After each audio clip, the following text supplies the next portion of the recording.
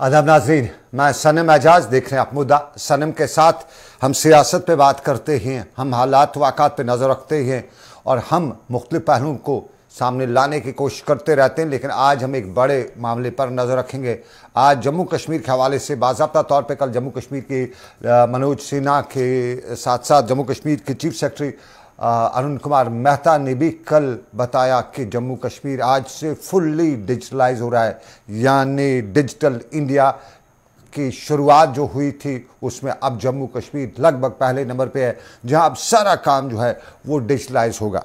Digitalise का मतलब है कि आपके आईटी का इस्तेमाल, आपके नए ज़माने की टेक्नोलॉजी का इस्तेमाल, और उसी में अगर देखा जाए तो सबसे पहले कुछ फ़वाइद जो हैं वो हम देखना चाहेंगे, वो समझना चाहेंगे। और इन फ़वाइद में हम सरकारी दफ्तर में जाते थे, कहीं किसी को कोई परेशानी होती थी, वो बाज़ाब्ता तौर पे अफसरान के नाम दरख्वास्त चिट्ठी लिखता था और फिर अगर ऊपर वाले क्लर्क को उस चिट्ठी से अपना फ़ायदा नहीं निकलता था, अक्सर ये शिकायत रहती थी कि उसका फ़ायदा है तो फाइल आगे जाती थी, फ़ायदा नहीं होता था तो फाइल रुक जाती थी और फिर कभी कभी वो फाइल मिसप्लेस हो जाती थी। अब इस डिजिटल इंडिया का क्या फ़ायदा है, डिजिटल जम्मू कश्मीर का या डिजिटलाइजेशन का क्या फ़ायदा है कि आपने एक बार दरख्वास्त दे दी, वो कंप्यूटर पे वहाँ अपडेट हो गई, अपलोड हो गई और उसके बाद आपके पास एक नंबर मिला तो साफ जाहिर है आप जहाँ जाएँ जब भी जाएँ वो नंबर अपना याद रखें, वो नंबर दे दें या अपना यूजुअली कंप्यूटर में होता है सर्च का ऑप्शन, उसमें अपना नाम दे दें, एड्रेस दे दें, तो आपकी फ़ाइल जो है कहीं न कहीं मिल ही जाएगी। कहीं पे भी रुकी होगी वो हो सकता है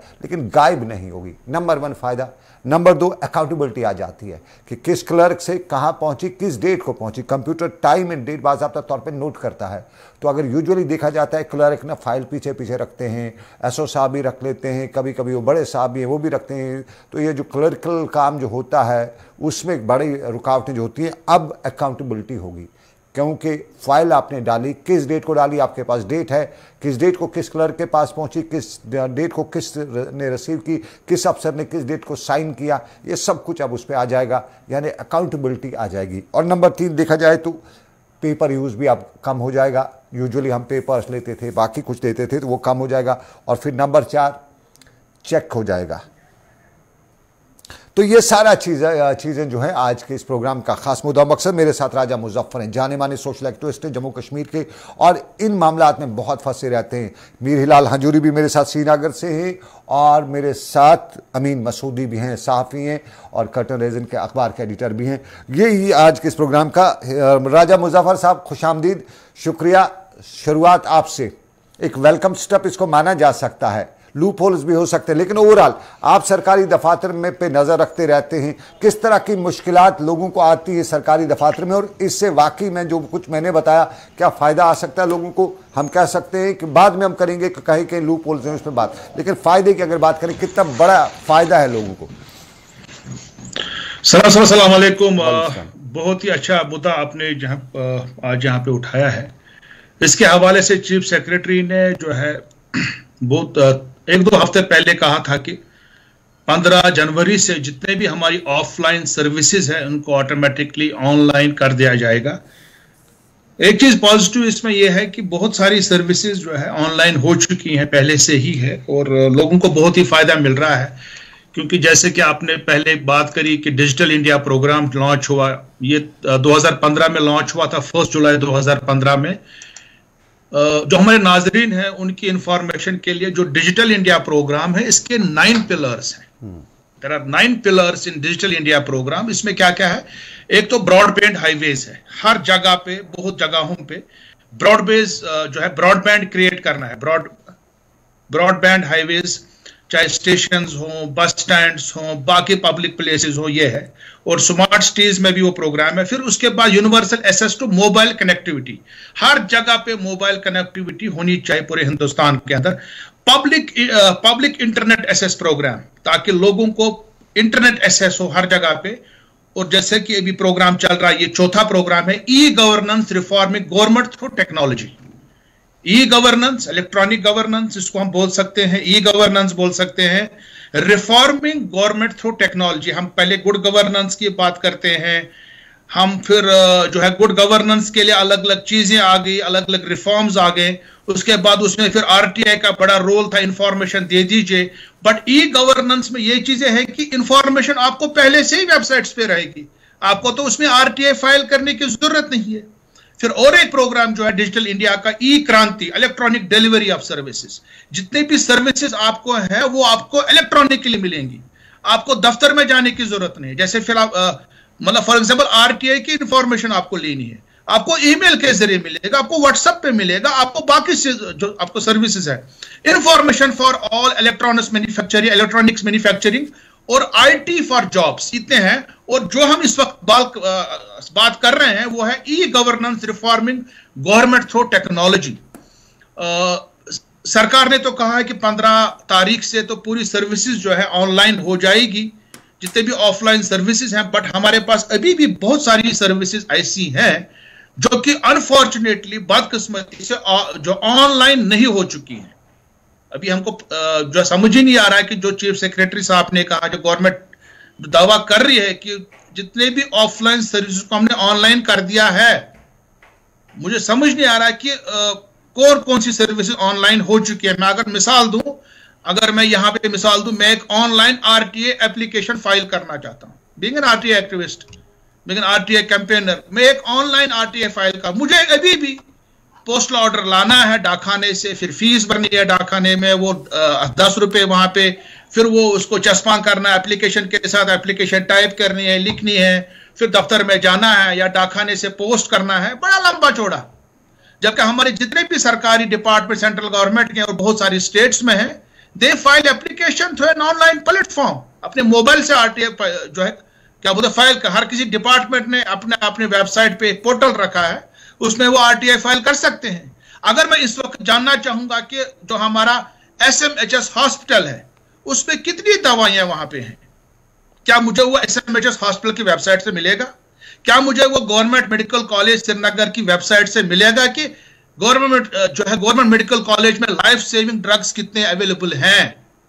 मुझे क्या सब डिस्ट्रिक्ट हॉस्पिटल चाडोरा की इंफॉर्मेशन मिलेगी, वहां पे कितनी दवाइयां मौजूद है गरीब इंसान के लिए? क्या मुझे जो डिस्ट्रिक्ट हॉस्पिटल जो बड़गाम है या गांधरबल है या पुलवामा की इंफॉर्मेशन मिलेगी, दवाइयों की लिस्ट, या वहां पे कौन कौन से ये है, मुझे नहीं मिलती है। उसके बाद क्या होता है, यही दवाइयां जो एक्सपायर हो जाती है, जब ये दवाइयां एक्सपायर हो जाती है तो इन दवाइयों को फिर जलाया जाता है, इनको डिस्पोज ऑफ किया जाता है। सो अनफॉर्चुनेट। राजा मुजफ्फर, आपको हम 2 मिनट के लिए होल्ड रखेंगे। दिल्ली में कोई बड़ी एक्टिविटी हो रही है, ये दिल्ली में क्या एक्टिविटी है, हम सीधा जरा दिल्ली लिए चलते हैं। आपको दिल्ली में क्या कुछ है वो आपको दिखाते हैं। शाहिद अरविंद केजरीवाल का कोई बड़ा फैसला है या शाहिद अरविंद केजरीवाल जी जी जी कि किसी भी राज्य के अंदर या देश के अंदर चुनी हुई लोगों के द्वारा चुनी हुई सरकार की चलनी चाहिए या किसी एक व्यक्ति विशेष की चलनी चाहिए, ये बेहद गंभीर विषय है। इसके ऊपर कई सारे मुद्दों पे चर्चा हुई, कई सारे मुद्दे पिछले दिनों में उठे हैं। इसके ऊपर मैं एलजी साहब के पास भी गया था मिलने के लिए 3-4 दिन पहले, और मेरी जो बातचीत एलजी साहब से हुई वो भी आज विस्तार से मैं इस सदन के सामने सभी एमएलएज के सामने रखना चाहूंगा।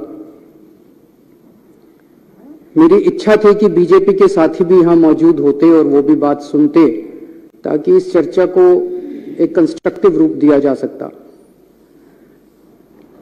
समय बड़ा बलवान होता है, कुछ भी परमानेंट नहीं है जिंदगी में, इस दुनिया में कुछ भी परमानेंट नहीं है। कोई अगर सोचे कि मेरी सरकार बन गई अब जिंदगी पूरे मेरी सरकार रहेगी, ऐसा नहीं होने वाला। आज मेरी सरकार है, कल हमारी सरकार नहीं होगी। हमारी सरकार 5 साल है, 10 साल है, 15 साल है, 20 साल है, कभी ना कभी तो बदलेगी। आज उनकी सरकार है, परमानेंटली उनकी सरकार नहीं होगी। आज है, कल है, परसों है, अगले दिन बदलेगी। आज दिल्ली में हमारी सरकार है, उनके एलजी हैं, केंद्र में उनकी सरकार है।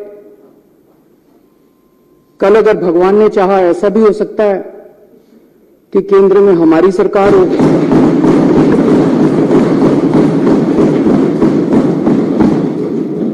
दिल्ली में हमारे एलजी हो, और हो सकता है दिल्ली में हमारी हो, कांग्रेस की हो, बीजेपी की हो, किसी और की सरकार हो। हम ये सुनिश्चित करेंगे कि हमारा एलजी इस तरह से तंग नहीं करेगा उस टाइप का, जो भी सरकार होगी। हम चुनी हुई सरकार की इज्जत करते हैं, हम लोगों की इज्जत करते हैं, लोगों के मत की इज्जत करते हैं, लोगों के वोट की इज्जत करते हैं, जनतंत्र की इज्जत करते हैं, हम संविधान की इज्जत करते हैं। दिल्ली में 2 करोड़ लोग रहते हैं। मैंने हमेशा कहा है कि ये 2 करोड़ लोग एक परिवार हैं। हमने हमेशा इसको एक परिवार माना है।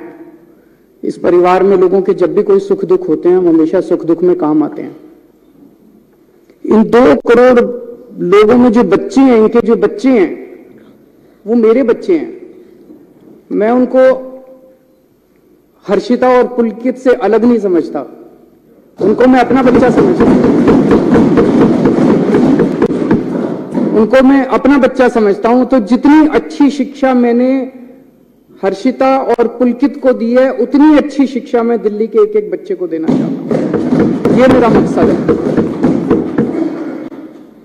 और उसी मकसद से हम लोगों ने शिक्षा के ऊपर, क्योंकि मुझे यह लगता है कि अगर हमने अपने बच्चों को अच्छी शिक्षा दे दी तो देश का भविष्य बनेगा, बच्चों का भविष्य बनेगा तो देश का भविष्य बनेगा।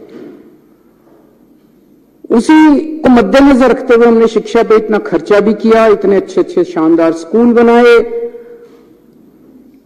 जो सबसे ज्यादा आज स्कूलों के नतीजे बहुत अच्छे आ रहे हैं। लोग अपने बच्चों को प्राइवेट स्कूल से निकाल के सरकारी स्कूलों में भर्ती कर रहे हैं।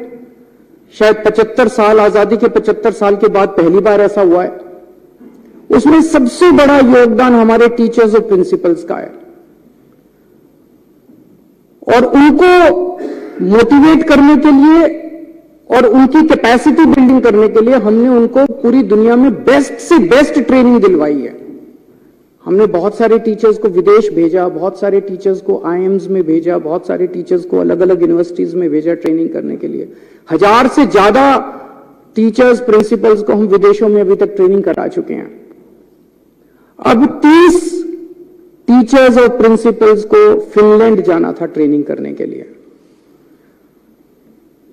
वैसे तो हमारी चुनी हुई सरकार है, मैं मुख्यमंत्री हूं, ये शिक्षा मंत्री हैं। मुख्यमंत्री ने, शिक्षा मंत्री ने कह दिया भाई टीचर फिनलैंड जाएंगे ट्रेनिंग के लिए, तो बस ये फाइनल होना चाहिए। यही तो जनतंत्र है। और जनतंत्र क्या है? अगर मुख्यमंत्री ने और शिक्षा मंत्री ने कह दिया भाई मैं अपने टीचर्स को फिनलैंड ट्रेनिंग कराने जाऊंगा, भेजना चाहता हूं, बस यहां खत्म हो जानी चाहिए थी बात। लेकिन यहां अजीब जनतंत्र है। सारी फाइलें एलजी साहब के पास जाती हैं, सारी फाइलें एलजी साहब के पास जाती हैं। एलजी साहब ने एक बार नहीं 2 बार ऑब्जेक्शन लगा के फाइल के ऊपर भेजा। अभी मैं पढ़ के सुनाऊंगा थोड़ी देर में। 2 बार ऑब्जेक्शन लगा के भेजा। तो जब बार बार ऑब्जेक्शन लगाया जाता है, एलजी साहब कह रहे हैं ना कि मैंने तो मना थोड़ी किया। जब 2 बार ऑब्जेक्शन लगाया, अब तीसरी बार भेजेंगे तो फिर ऑब्जेक्शन लगाएंगे, तो इसका मतलब आपकी नीयत खराब है। एक बाबू क्या करता है? आप अपना लाइसेंस बनाने जाते हो, लाइसेंस बनाने वाला मना थोड़ी करता है, वो ऑब्जेक्शन पे ऑब्जेक्शन, ऑब्जेक्शन पे ऑब्जेक्शन, फिर आप दलाल को पकड़ते हो। वो दलाल कहता है इतने पैसे दे दो, बाबू को अंदर पैसे दे दूंगा और वो अब फाइल क्लियर कर देगा। तो ये बार बार जो ऑब्जेक्शन लगाए जा रहे हैं, इसीलिए तो लगाए जा रहे हैं, नीयत खराब है। फिनलैंड टीचर्स को भेजने नहीं देना चाहते। आज मैं ये लेके आया हूं महोदय, बीजेपी वालों के कितने एमपीज ऐसे हैं, ये पूरी लिस्ट है, जो खुद विदेशों में पढ़ के आए हैं। इनकी कभी इनके मां बाप ने कॉस्ट बेनिफिट एनालिसिस करी? कितने एमपी ऐसे हैं जो खुद विदेशों में पढ़ के आए हैं? इनके कितने एमएलए ऐसे हैं जो खुद विदेशों में पढ़ के आए हैं? कभी इनके मां बाप ने कॉस्ट बेनिफिट एनालिसिस करी? ये बच्चे हैं कैबिनेट मिनिस्टर्स के, बीजेपी वालों के बच्चे, जिन के बच्चे अभी विदेशों में पढ़ रहे हैं। मेरे को इससे कोई एतराज नहीं है, मैं किसी की शिक्षा के खिलाफ नहीं हूं।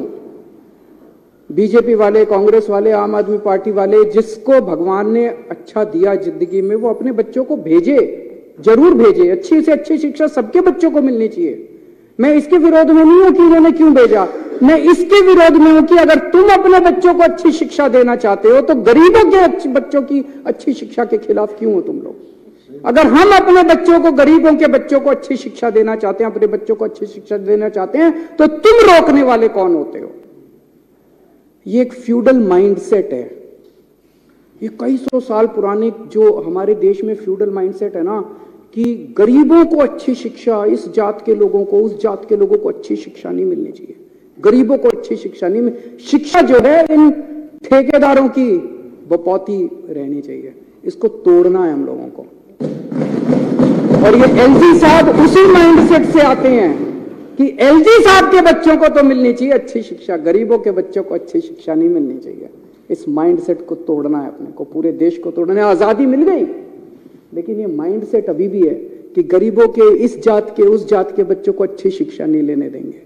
ये विदेश कैसे जा सकते हैं? पढ़ो, एलजी साहब ने लिखा है इंडिया में करा लो ट्रेनिंग। ये एलजी साहब की नोटिंग है, इंडिया में करा लो ट्रेनिंग। अरे क्यों करा ले इंडिया में ट्रेनिंग?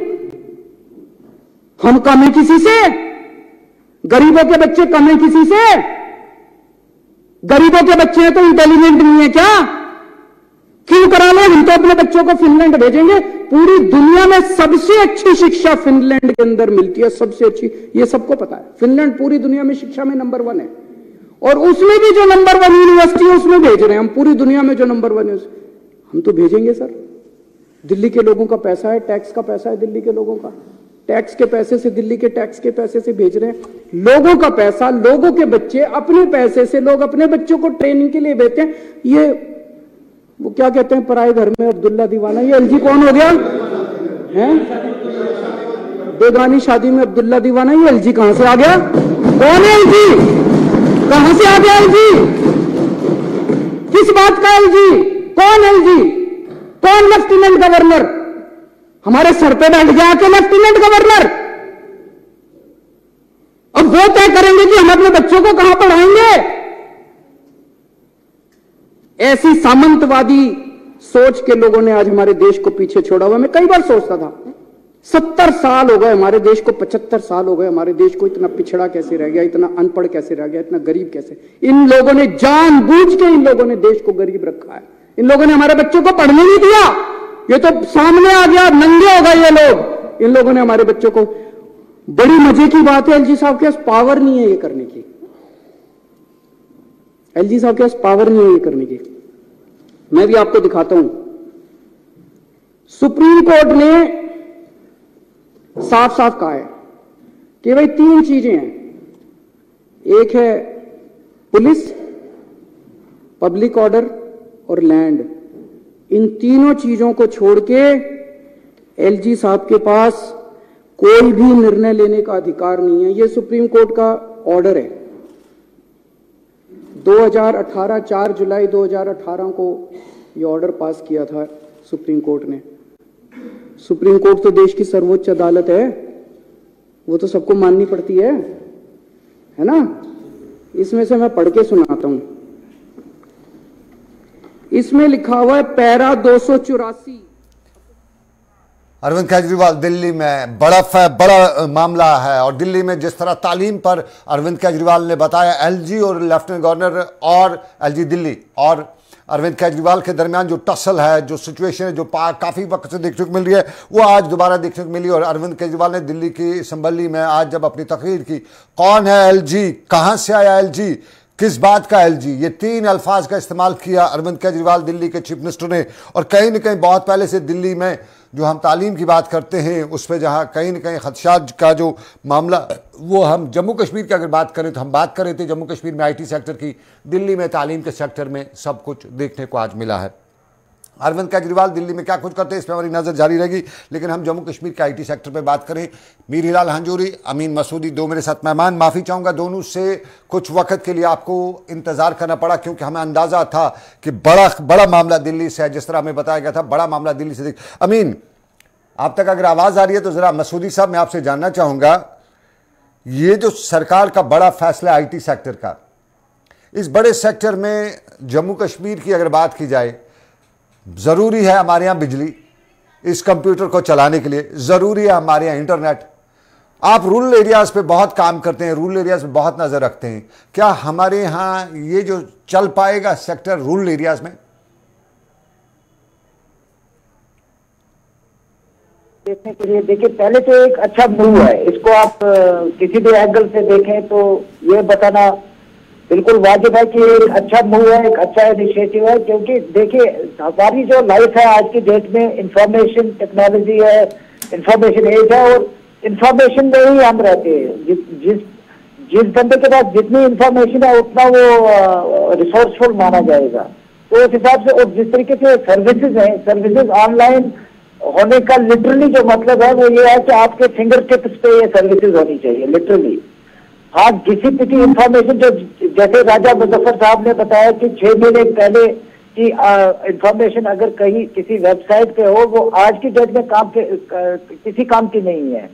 अपडेटेड इंफॉर्मेशन है, करंट इंफॉर्मेशन है, अप टू डेट है, तो ऑब्वियसली ये फायदा होगा और ये बड़ी अच्छी सर्विस मानी जाएगी। और जैसा कि आपने रूरल एरियाज का बताया, काफी डेवलपमेंट है। मुझे लगता है कि इसको ज्यादा ऐसे नेगेटिव नहीं देखना चाहिए।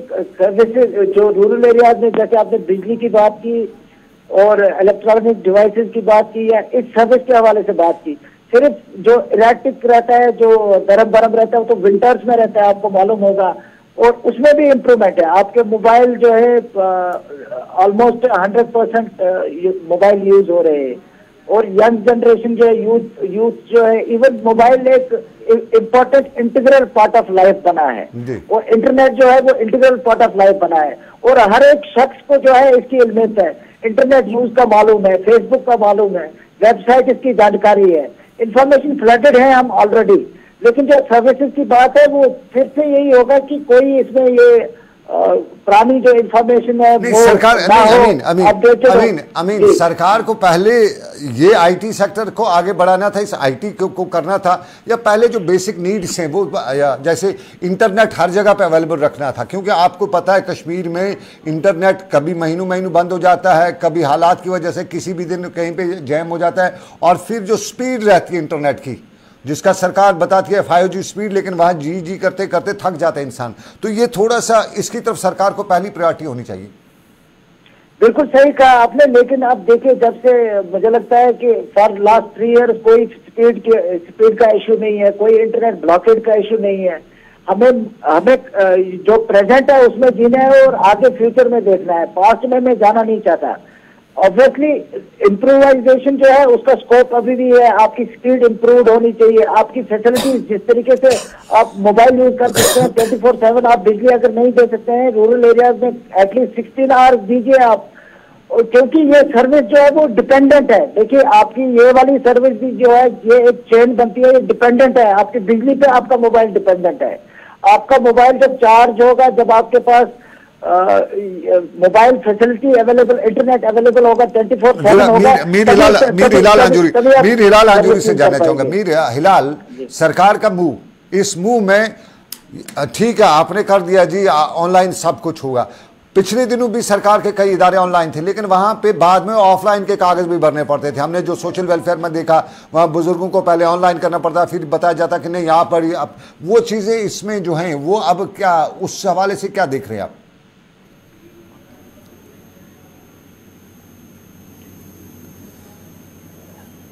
देखिए सनम जी, ऑनलाइन सर्विसेज इंट्रोड्यूस करना ये न सिर्फ वक्त की ज़रूरत अब है, बल्कि गवर्नमेंट की जानब से एक अच्छा मूव भी है।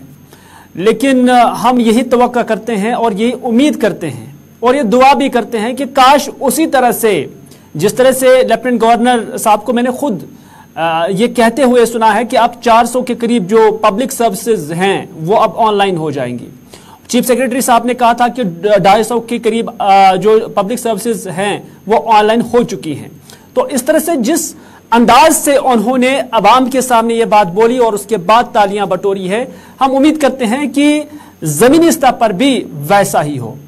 आज तक हमने देखा कि आपने अगर डोमिसाइल निकालनी होगी 15 दिन का टाइम दिया गया था, लेकिन आज भी मेरे पास ऐसे एविडेंसेस हैं कि एक महीने से अभी फॉर्म्स सबमिट हुए हैं, कोई उसमें रेक्टिफिकेशन नहीं है, लेकिन अभी तक जो है डोमिसाइल नहीं मिला है। नंबर 1, पटवारी को भी आपने कहा है कि आपने अब इंतखाब देना है तो यह ऑनलाइन देना है। आम ऑफलाइन में जब हम जाते थे तो हाथों हाथ वो मिल जाता था, लेकिन आज आपने पटवारी को बाउंड किया है कि आप 45 दिन के अंदर अंदर ये दे सकते हैं, और 45 दिन के दौरान आप कोई क्लेम या ब्लेम नहीं कर सकते हैं किसी पटवारी को कि आप ये इंतखाब दें। ऑफलाइन ये 2 या 3 दिन में ही मिलता था, लेकिन जब आपने ऑनलाइन के अंदर दायरे में लाया तो वहां 45 दिन का टाइम बाउंड्री आपने रखी। तो अवाम को ये सहूलियत नहीं है, क्योंकि आपने फिर देखना है कि क्या पटवारी ये वैसे ही देगा जैसे ऑफलाइन देता था 2 दिन या 3 दिन के अंदर अंदर, या वो बोलेगा कि अभी मुझे 45 दिन है और 45 दिन के अंदर अंदर मैं दे दूंगा। तो इस वजह से जो बाउंड्री इसकी रखी गई है, जो टाइम गैप इसका रखा गया है, वो बहुत लंबा है। नंबर 3 ये कि आज के डेट में भी कई सारे फॉर्म जब हम सबमिट करते हैं, सबमिशन के बाद जो उसका प्रिंट आउट निकालना पड़ता है और उसे ऑफलाइन भरना पड़ता है, तो उससे ऑनलाइन की जो अहमियत है वो खत्म हो जाती है। ऑनलाइन की जो इफादत है वो बिल्कुल भी नहीं रह जाती है। जरूरी है कि ऑनलाइन एक अच्छी सर्विस है और ये वक्त की जरूरत है, और उसके साथ साथ इंसान का ट्रांसपेरेंसी के साथ जो है अपने एप्लीकेशन का जवाब मिले। नंबर 2, वक्त का इसमें खास ख्याल रखना है, क्योंकि जिस कौम को वक्त की कदर नहीं होगी वो कौम कभी आगे नहीं बढ़ती है।